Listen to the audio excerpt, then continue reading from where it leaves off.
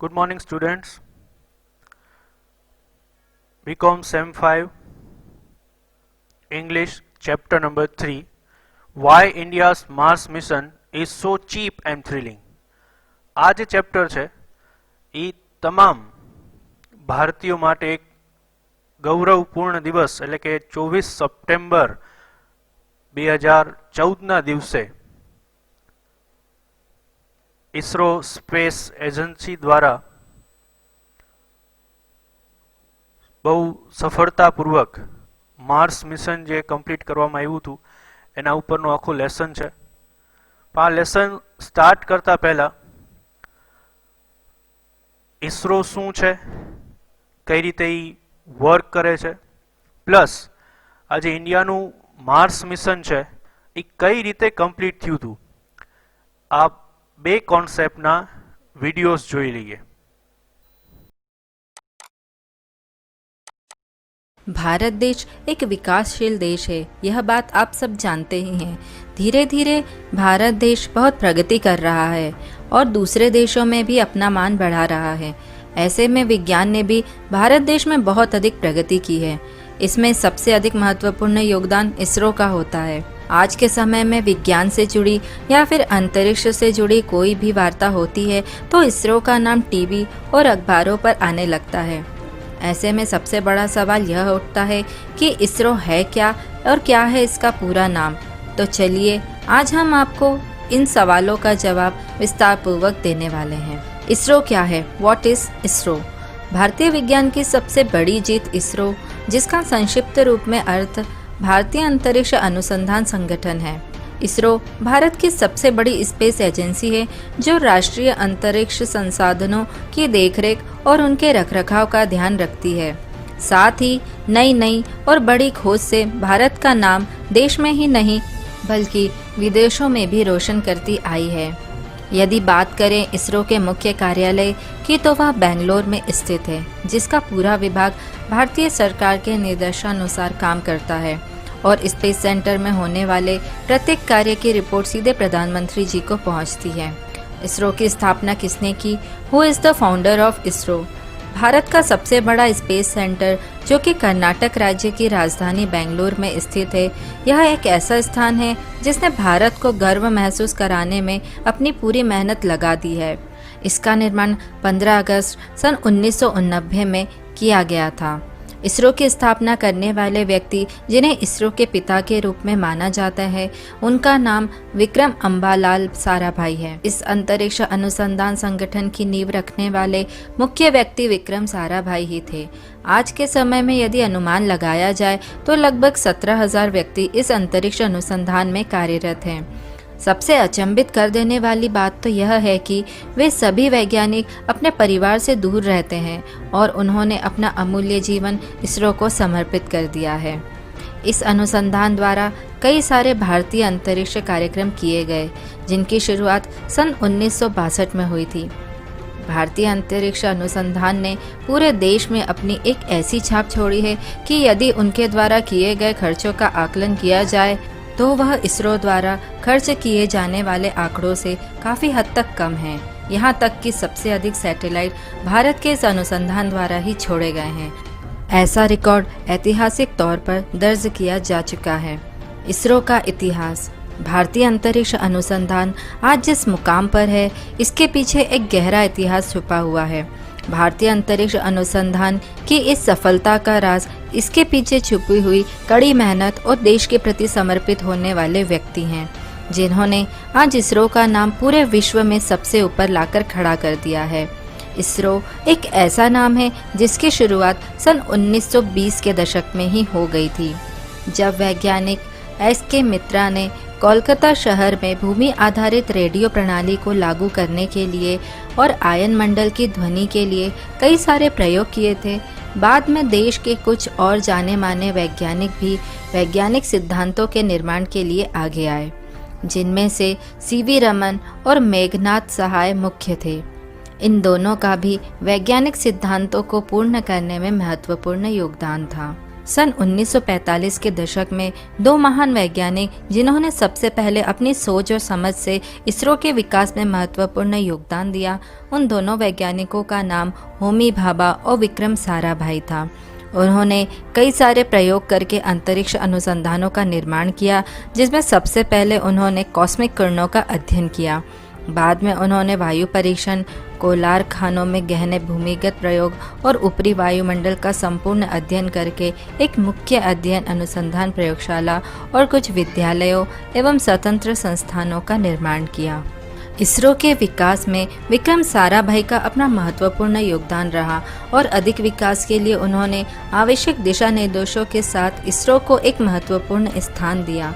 इस प्रकार धीरे धीरे इसरो में अपने महत्वपूर्ण सहयोग द्वारा उन्होंने राष्ट्र को कई सारी अंतरिक्ष आधारित सेवाएं स्वतंत्र रूप से प्रदान करी। अगर हम भारत में इसरो के कितने सेंटर मौजूद हैं इसके बारे में बात करें तो भारत के विकास में महत्वपूर्ण योगदान देने वाली इसरो ने अब तक 50 सालों में भारत का पूरे विश्व में नाम रोशन किया है। सफलतापूर्वक भारतीय अंतरिक्ष अनुसंधान ने अब तक पूरे भारत देश में अपने 20 महत्वपूर्ण सेंटर स्थापित कर चुके हैं। भारत के विभिन्न राज्यों में विभिन्न उद्देश्यों से अलग अलग भारतीय अनुसंधान के केंद्र बनाए गए हैं। उन सभी का मुख्य कार्यालय बेंगलुरु में स्थापित अंतरिक्ष अनुसंधान ही है, जिसे इसरो के नाम से भी जानते हैं। इसरो के 4 मुख्य सेंटर भारत की राजधानी नई दिल्ली में स्थापित है, जिनमें से 2 केंद्र देहरादून में हैं और एक लखनऊ में भी बनाया गया है। किसी भी सैटेलाइट को लॉन्च करते समय इसरो के वैज्ञानिकों का क्या उद्देश्य होता है, क्या मिशन होता है और क्या सोच छिपी होती है, उसके बारे में हम आपको बताते हैं। यदि इसरो वैज्ञानिकों की काल्पनिक दृष्टि के बारे में सोचा जाए या फिर देखा जाए तो वे कुछ ऐसे अनुसंधानों का प्रयोग करके ऐसे ग्रह के बारे में खोज करना चाहते हैं और उनके बारे में जानना चाहते हैं जिनका इस्तेमाल हमारे आने वाले वर्तमान समय में बहुत अधिक होने वाला है। वे राष्ट्रीय विकास के लिए अपने अधिकतम और सबसे उचित ऐसे अंतरिक्ष प्रौद्योगिकी को बढ़ावा देना चाहते हैं जो हमारी आने वाली भावी पीढ़ी के लिए सहायक सिद्ध होंगे। इसरो के मिशन पर नज़र डाली जाए तो उनके मिशन तो चांद पर घर बनाने के हैं, परंतु यदि आम तौर पर बात की जाए तो उनके कुछ महत्वपूर्ण मिशन और उद्देश्य भी जो कुछ इस प्रकार है। उनका मिशन यह है कि वे कुछ ऐसे सैटेलाइट्स को निर्मित करें जो आसानी से हमें एक ग्रह से दूसरे ग्रह पर ले जाए और वहां पर हमें जीवन की खोज में सहायता प्रदान करें। उनके मिशन में सबसे महत्वपूर्ण मिशन यह भी है कि वह पूरी पृथ्वी के अवलोकन के बाद पृथ्वी को संचार के माध्यम से जोड़े रखे, जो दिशा निर्देशों पर आधारित नेविगेशन प्रदान करते हैं। वे चाहते हैं कि मौसम की आगामी भविष्यवाणी को पहले से ही समझते हुए आपदा प्रबंधों के लिए भारत देश व पूरे विश्व को पहले से ही सुरक्षित रखा जा सके। वे अपने अथक प्रयासों से ऐसे ही कुछ उपकरण व उपग्रह बना रहे हैं जिनसे आने वाली भावी पीढ़ी को इन सभी सुविधाओं का संपूर्ण लाभ प्राप्त हो पाएगा। इसरो के सभी मिशंस में से एक मिशन यह भी है कि वे अंतरिक्ष विज्ञान की सहायता से कुछ ऐसे ग्रहों की भी खोज करना चाहते हैं जो हमारी पृथ्वी के विकास और जीवन को एक नया प्रारूप प्रदान करें। इसरो ने कई महत्वपूर्ण उपलब्धियां भी हासिल की हैं। इसरो के 50 साल के कार्यकाल में उन्होंने बहुत बड़ी बड़ी उपलब्धियां प्राप्त की हैं, जो कुछ इस प्रकार है। सन 1975 के अप्रैल महीने की 19 तारीख को पहली बार भारतीय वैज्ञानिकों ने एक उपग्रह का लॉन्च किया। इसे आर्यभट्ट का नाम दिया गया था और इसे रूस के वैज्ञानिकों की सहायता से भी लॉन्च किया गया था। इस लॉन्च की सफलता के लिए कई सारे देशों ने भारत को बधाई भी दी थी। चंद्रयान-1 भारतीय वैज्ञानिकों द्वारा एक बहुत बड़ी सफलता थी, क्योंकि इस यान ने चंद्रमा पर पानी की खोज करके वहां भारत देश का परचम लहराया और चांद पर खोज करने वाला पहला देश बनकर इतिहास के पन्नों में अपना नाम दर्ज कराया। चांद की यात्रा करने के बाद इसरो ने मंगल की यात्रा साल 2013 में की, जिसे मिशन मंगल का नाम दिया गया। मिशन मंगल की यात्रा लगभग 298 दिन की रही और सन 2014 के सितंबर माह की 24 तारीख को वह तारीख थी जब मंगलयान को पूरी तरह से कक्षा में स्थापित करके इसरो ने एक बहुत बड़ी जीत हासिल की। भारत में जब पहला रॉकेट लॉन्च इन स्टेशन बनाया गया, तब तिरुवनंतपुरम से सफलतापूर्वक भारतीय वैज्ञानिकों द्वारा प्रथम रॉकेट अंतरिक्ष की ओर लॉन्च किया गया। भारतीय वैज्ञानिकों की कड़ी मेहनत थी कि इस लॉन्च में उन्होंने पूरी सफलता प्राप्त की। अंत में इसरो का संपूर्ण और संक्षिप्त विवरण में हम यही कह सकते हैं कि इसरो ने देश के विकास में अपना अहम योगदान दिया ही है। वर्तमान पीढ़ी के साथ साथ भावी पीढ़ी के लिए भी इसरो और इसरो के वैज्ञानिक अत्यधिक प्रेरणादायक और विकासपूर्वक काम कर रहे हैं।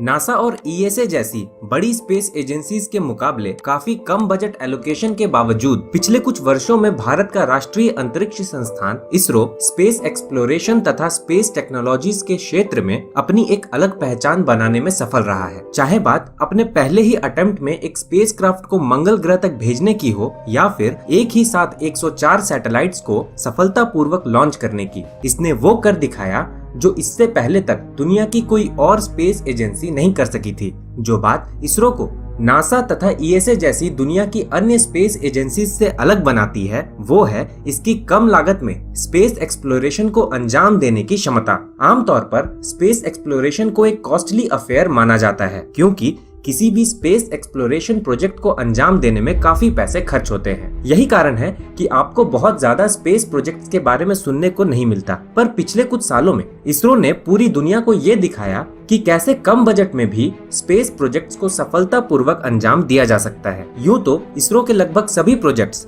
अन्य दूसरे स्पेस एजेंसीज के लगभग सिमिलर प्रोजेक्ट से काफी सस्ते ही होते हैं। पर आज के इस एपिसोड में हम बात करने जा रहे हैं इसरो के उस मिशन के बारे में जिससे पूरी दुनिया में इसरो को असली पहचान मिली। जी हाँ, हम बात कर रहे हैं मार्स ऑर्बिटर मिशन यानी कि मंगलयान की, जिसके जरिए मंगल तक पहुंचकर हमारा देश भारत भी उन चुनिंदा देशों की श्रेणी में शामिल हो गया जो अभी तक इस लाल ग्रह तक पहुंचे हैं। पर इस मिशन की खास बात ये थी कि इसरो ने इसे बेहद ही कम पैसों में अंजाम दिया था।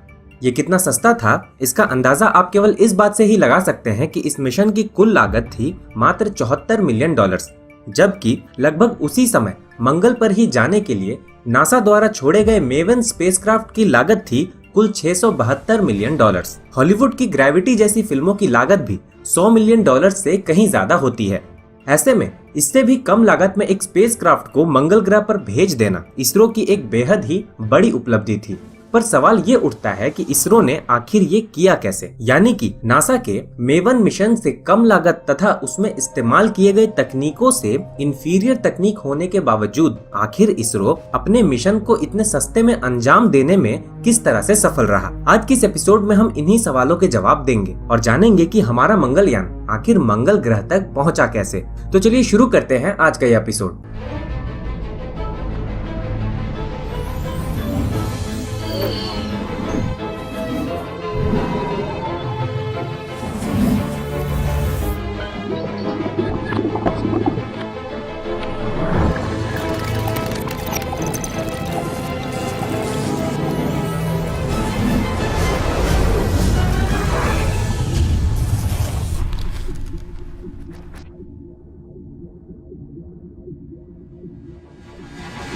किसी भी स्पेसक्राफ्ट को मंगल तक भेजने के लिए सबसे पहले उसे पृथ्वी के अपने ग्रेविटेशनल फील्ड से बाहर निकालना होता है। स्पेसक्राफ्ट जितना ज्यादा भारी होता है उसे पृथ्वी के ग्रेविटेशनल फील्ड से बाहर भेजने के लिए हमें उतने ही ज्यादा पावरफुल रॉकेट की जरूरत होती है। उसके बाद हमें इंतजार करना पड़ता है एक परफेक्ट समय का। दरअसल पृथ्वी और मंगल अलग अलग स्पीड से तथा अलग अलग ऑर्बिट में सूर्य का चक्कर लगाते हैं, इसलिए कभी वो एक दूसरे से काफी ज्यादा दूर हो जाते हैं और कभी एक दूसरे के काफी पास। हर एक 26 महीनों के बाद वो समय आता है जब पृथ्वी तथा मंगल एक दूसरे के सबसे नजदीक होते हैं। इस कारण किसी स्पेसक्राफ्ट को पृथ्वी से मंगल तक भेजने के लिए ये बिल्कुल परफेक्ट समय होता है, क्योंकि इस समय हम सबसे कम ईंधन का इस्तेमाल करके भी एक स्पेसक्राफ्ट को मंगल तक भेज सकते हैं। उसके बाद अगला स्टेप होता है स्पेसक्राफ्ट को वो पाथ तय करना जिसे फॉलो करके वो मंगल तक पहुंचेगा। हम जानते हैं कि पृथ्वी तथा मंगल दोनों अलग अलग स्पीड से सूर्य का चक्कर लगाते हैं, इसलिए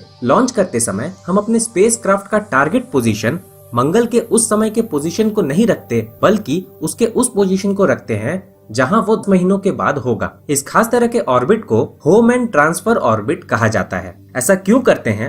इसे आप एक साधारण उदाहरण से समझ सकते हैं। अगर आपको एक हवाई जहाज को शूट करना हो जो तेज गति से हवा में उड़ रहा हो, तो आप क्या करेंगे? क्या आप उसके करंट पोजीशन पर गोली चलाएंगे? जी नहीं, क्योंकि वो तेज गति से उड़ रहा है। अगर आप ऐसा करते हैं तो जब तक आपकी गोली उस तक पहुंचेगी वो काफी आगे निकल चुका होगा। इसलिए इसे उड़ाने के लिए आपको उसके उस पोजीशन को टारगेट करना होगा जहां वो कुछ सेकंड बाद पहुंचेगा। बिल्कुल यही प्रिंसिपल हम एक स्पेसक्राफ्ट को मंगल ग्रह पर भेजने के समय भी फॉलो करते हैं। एनीवे, इस बात का भी डर रहता है कि हमारा स्पेसक्राफ्ट मंगल तक पहुंचने के रास्ते में ही कहीं भटक ना जाए। इसलिए इस बात को इंश्योर करने के लिए कि ऐसा ना हो, हमें जरूरत होती है थ्रस्ट की, ताकि अगर हमारा यान अपना रास्ता भटक जाए तो हम उसे एक बार फिर से सही रास्ते पर ला सकें। सबसे पहले बात करते हैं उस समय छोड़े गए नासा के मेवन मिशन की, जिसकी कुल लागत $672 मिलियन थी, जो कि हमारे इसरो द्वारा छोड़े गए मंगलयान की लागत से लगभग 10 गुना ज्यादा थी। चूंकि इसका मूल मकसद मंगल के एटमॉस्फेयर के बारे में पता लगाना था, ये कई स्पेसिफिक इक्विपमेंट्स अपने साथ ले जा रहा था, जिस कारण इसका साइज तथा मास हमारे मंगलयान से कहीं ज्यादा था। अगर तुलनात्मक दृष्टि से देखें तो मेवन के बॉडी का मास लगभग 2500 केजी था, जबकि हमारे मंगलयान के बॉडी का मास मात्र 1337 केजी था। ये भी एक बड़ा कारण है मेवन के महंगे होने का। पर एक एरिया जहां इसरो ने अपने काफी पैसे बचाए वो था फ्यूल कंजम्पशन। नासा के मेवन को एटलस 5 रॉकेट से लॉन्च किया गया था, जो 7000 केजी तक के मास को सीधे जियो स्टेशनरी ट्रांसफर ऑर्बिट में पहुंचाने में सक्षम था। चूंकि मेवन का मास केवल 2500 केजी ही था, 18 नवंबर 2013 को पृथ्वी से लॉन्च किए जाने के बाद ये तुरंत पृथ्वी के ग्रेविटी फील्ड से निकलकर सीधे मंगल के ओर जाने वाले रास्ते पर निकल पड़ा। यही कारण है कि मंगलयान से कई दिनों बाद पृथ्वी से लॉन्च किए जाने के बाद भी ये मंगल पर हमारे मंगलयान से 2 दिन पहले पहुंच गया था। हालांकि पावरफुल रॉकेट का इस्तेमाल करने के कारण इसमें फ्यूल कंजम्पशन भी ज्यादा हुआ था, जो दूसरा बड़ा कारण था इसके महंगे होने का। हमारे मंगलयान को लॉन्च किया गया था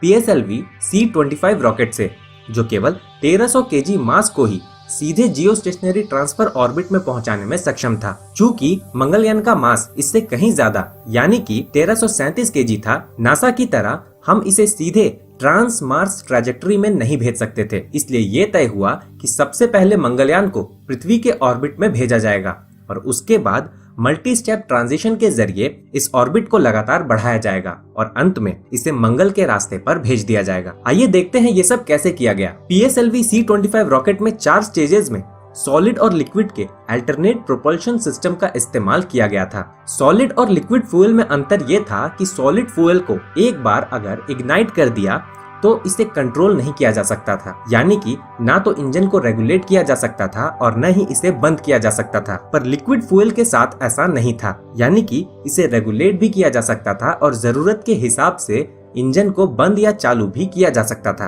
5 नवंबर 2013 को सतीश धवन स्पेस सेंटर श्रीहरिकोटा से मंगलयान को PSLV C-25 रॉकेट के जरिए पृथ्वी से लॉन्च कर दिया गया, जिसने इसे पृथ्वी के लोअर इलिप्टिकल ऑर्बिट में पहुंचा दिया। क्योंकि ये एक इलिप्टिकल ऑर्बिट है, इसमें कोई एक पोजीशन पृथ्वी के सबसे ज्यादा नजदीक होता है और कोई दूसरा पोजीशन पृथ्वी के सबसे ज्यादा दूर। जो पोजीशन पृथ्वी के सबसे ज्यादा नजदीक होता है उसे पेरिजी कहा जाता है, जबकि जो पोजीशन पृथ्वी से सबसे ज्यादा दूर होता है उसे एपोजी कहा जाता है। कोई सैटेलाइट जब एक बार इस ऑर्बिट में पहुंच जाता है तो वह खुद ब खुद ही इस ऑर्बिट में पृथ्वी का चक्कर लगाने लगता है। इसके लिए उसे किसी एडिशनल फ्यूल या एनर्जी की जरूरत नहीं होती। ये बिल्कुल उसी तरह है जैसे पृथ्वी अपने ऑर्बिट में सूर्य का निरंतर चक्कर लगाती रहती है बिना किसी एक्सटर्नल एनर्जी के। पर क्या इस ऑर्बिट में एक सैटेलाइट के चक्कर लगाने की स्पीड एक जैसी ही रहती है? जी नहीं, दरअसल इसकी स्पीड कम होती है जब ये पृथ्वी से दूर होता है और इसकी स्पीड बढ़ जाती है जब ये पृथ्वी के नजदीक आता है। ऐसा इसलिए होता है क्योंकि जब ये नजदीक आ रहा होता है तो पृथ्वी की ग्रेविटी भी इसे अपनी तरफ खींचती है, जिसके कारण इसकी स्पीड पहले से बढ़ जाती है। इसलिए ऑर्बिट जितना ज्यादा इलिप्टिकल होगा, सैटेलाइट की स्पीड उतनी ही ज्यादा बढ़ती जाएगी। इसरो ने इसका फायदा उठाया। मंगलयान जब पेरिजी पर होता था तो इसकी स्पीड मैक्सिमम होती थी, इसलिए इस पॉइंट पर जब इसके इंजन को चालू करके इसे हल्का पुश कर दिया जाता था तो ये पहले से कहीं ज्यादा डिस्टेंस ट्रेवल करता था, जिसके कारण इसका एलिप्टिकल ऑर्बिट पहले से ज्यादा बड़ा होता जाता था। जैसा कि मैंने पहले ही बताया, ज्यादा बड़ा एलिप्टिकल ऑर्बिट होने का मतलब होता है जब ये पेरिजी पर आएगा तो इसकी स्पीड पहले से कहीं ज्यादा होगी। 5 नवंबर से लेकर 16 नवंबर तक इसरो ने 5 बार बिल्कुल यही प्रक्रिया दोहराकर इस एलिप्टिकल ऑर्बिट को और आगे बढ़ाया, जिसके कारण मंगलयान की स्पीड लगातार बढ़ती गई। 5वीं बार जब उन्होंने ये प्रक्रिया दोहराई तो मंगलयान की स्पीड करीब 11 किलोमीटर प्रति सेकंड तक पहुंच चुकी थी, जो कि पृथ्वी के एस्केप वेलोसिटी के काफी नजदीक था। चूंकि पृथ्वी की एस्केप वेलोसिटी होती है 11.186 किलोमीटर पर सेकंड, इसे पृथ्वी के स्फीयर ऑफ ग्रेविटी से निकलने के लिए जरूरत थी एक फाइनल पुश की। इसलिए जब इसरो ने अगली बार इसका इंजन चालू किया तो ये पृथ्वी के स्फीयर ऑफ ग्रेविटी से निकलकर ट्रांस मार्स ट्रैजेक्टरी में पहुंच गया। अब इसे अपना ईंधन इस्तेमाल करने की कोई जरूरत नहीं थी, क्योंकि सूर्य की ग्रेविटी इसे खुद ब खुद मंगल की ओर ले जाने के लिए काफी थी। जिस रास्ते पर मंगलयान चल रहा था वो उसे कुछ महीनों बाद मंगल के ऑर्बिट में पहुंचाने वाला था। इसलिए वैज्ञानिकों के लिए ये वक्त था इंतजार का। अब उन्हें केवल ये ध्यान देना था कि मंगलयान कहीं अपना रास्ता न भटक जाए या फिर इसकी स्पीड कहीं इतनी ज्यादा या कम न हो कि ये मंगल को मिस कर जाए। अगर इसकी स्पीड कम होती तो उन्हें इसके इंजन को चालू करके इसके स्पीड को बढ़ाना था, ताकि वो मंगल के ऑर्बिट में सही सलामत पहुंच जाए। और अगर इसकी स्पीड इतनी ज्यादा होती कि ये मंगल से आगे निकल जाता तो इसे उल्टा करके इसके इंजन को चालू करना था, ताकि इसके स्पीड को कम किया जा सके और ये मंगल के ऑर्बिट में पहुंच सके। इसरो के वैज्ञानिकों ने पाया कि मंगलयान जिस स्पीड से जा रहा था उससे वो मंगल से कहीं आगे निकल जाता। इसलिए उन्होंने इसे उल्टा करके इसके इंजन को चालू किया, जिससे कि इसकी स्पीड कम हुई और 24 सितंबर 2014 को हमारा मंगलयान मंगल के ऑर्बिट में सही सलामत पहुंच गया। मजेदार बात यह थी कि नासा का मेवन भी इससे केवल 2 दिन पहले ही, यानी कि सितंबर 22, 2014 को ही वहां पहुंचा था। मंगलयान के मंगल तक पहुंचने के साथ ही इसरो ने एक नया कीर्तिमान रच दिया था। भारत पहला ऐसा देश बन चुका था जो अपने पहले ही प्रयास में मंगल तक पहुंच गया था। इससे पहले यूरोप की स्पेस एजेंसी ESA ही विश्व की एकमात्र स्पेस एजेंसी थी जो ऐसा कर पाने में सफल रही थी। साथ ही साथ भारत अमेरिका और रूस के बाद मात्र तीसरा ऐसा देश बना जो मंगल तक पहुंचने में सफल रहा था। मंगलयान की सराहना करते हुए हमारे पड़ोसी देश चीन ने भी इसे प्राइड ऑफ एशिया कहा था। मंगल तक पहुंचने के बाद मंगलयान ने मंगल ग्रह के वातावरण के बारे में हमें कई अहम जानकारियां दी थी, जिसमें वहां मीथेन की मौजूदगी का पता लगाना अहम था, जिसकी अब पुष्टि भी हो चुकी है। मंगलयान प्रोजेक्ट के बाद से इसरो ने अभी तक पीछे मुड़कर नहीं देखा है और गुजरते वक्त के साथ नई नई उपलब्धियां हासिल करता जा रहा है। कहते हैं हम भारतीय जुगाड़ू होते हैं। शायद इसीलिए नासा के मुकाबले काफी कम बजट एलोकेशन के बावजूद भी आज इसरो इससे कदम से कदम मिलाकर चल रहा है। ये तो थी इसरो के मंगलयान की कहानी, पर भविष्य में इसरो कई अन्य स्पेस मिशंस को भी अंजाम देने वाला है, जिनमें चंद्रयान 2 तथा आदित्य L1 अहम है। पर इन मिशंस के बारे में किसी और एपिसोड में जानेंगे।